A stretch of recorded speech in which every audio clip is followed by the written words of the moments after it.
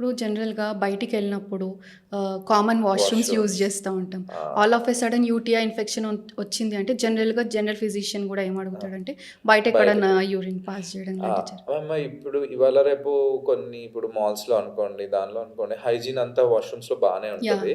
But so, అది పర్లేదు ma'am. హ్మ్. కొన్ని ఉంటాయి ఎక్కడ అంటే అస్సలు హైజీన్ నీట్‌గా ఉండదు. దానిలో రేర్‌గా అసెండింగ్ ఇన్ఫెక్షన్ వచ్చే ఛాన్సెస్ ఉంటాయన్నమాట. ఓకే. సో, అందుకని ఫస్ట్ వాష్‌రూమ్ క్లెన్లీనెస్ అవన్నీ నీట్‌గా ఉండాలి.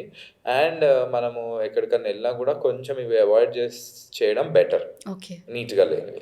యూటీఐ అంటే ఓన్లీ వుమెన్‌కే వస్తది. ఏ యూరినరీ ఇన్ఫెక్షన్ హ్మ్. కూడా జనరల్‌గా వుమెన్‌కే ఎక్కువ అని అనుకుంటాం. హ్మ్. కానీ మగవాళ్ళలో గూడా ఉంటది. ఆ! అండ్ పిల్లల్లో గూడా ఉంటది. హ్మ్. ఆ! బేబీ బాయ్స్‌లో గూడా. I have seen thought. ఆ! అయితే వాళ్ళకి కరెక్ట్. యాహ్! అది చాలా రేర్‌గా వస్తది. కానీ వచ్చినప్పుడల్లా పెయిన్ అని చెప్తా ఉంటారు అవును. పిల్లలు గూడా.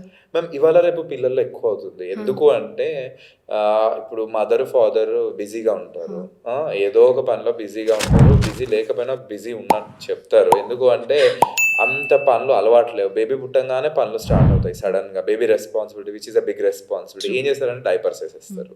ఎప్పుడో ఎక్కడికన్నా వెళ్ళినప్పుడు బయట సోషల్‌గా మనకి ఇబ్బంది ఉంటే డైపర్స్ వేయడం పర్లేదు. హుహు. సో, నైట్ కూడా బెడ్‌షీట్ ఎవరు మారుస్తారులే, నైట్ ఎవరు లెగుస్తారులే, హాయిగా నిద్రపోదాం అని చెప్పి డైపర్స్ హ్మ్. ఏసేస్తారు.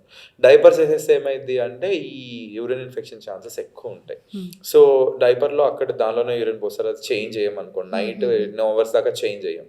సో, యూరిన్ అక్కడే ఉంటది. స్టాగ్నేటెడ్ ఇన్ఫెక్షన్ వచ్చి స్ప్రెడ్ అవుతదనమాట. So, okay. అందుకని నైట్ నా దగ్గరకొచ్చే ప్రతి పేషెంట్‌కి అదే చెప్తాను. హ్మ్. బేబీస్ యూరిన్ ఇన్ఫెక్షన్‌తో వస్తున్నారంటే ఫస్ట్ క్వెషన్ డైపర్ వాడుతున్నారా లేదా? హ్మ్. డైపర్ వాడుతున్నారంటే immediately stop it. Hmm. People don't know ఈ డైపర్స్ అసలు ఎట్లా వాడాలి అని. నైట్ ఏసేస్తారు. హ్మ్. నైట్ 8, 9 నుంచి మార్నింగ్ 8, 9 దాకా ఏస్తే 12 అవర్స్ మంచి incubation true. Temperature and time అనమాట బాక్టీరియా ఇంక్రీజ్ అవ్వడానికి. హుహుహు. సో, అందుకని దిస్ ఈస్ జస్ట్ ప్రివెన్షన్ చేస్తే సరిపోతుంది వీటికి. ఓకే.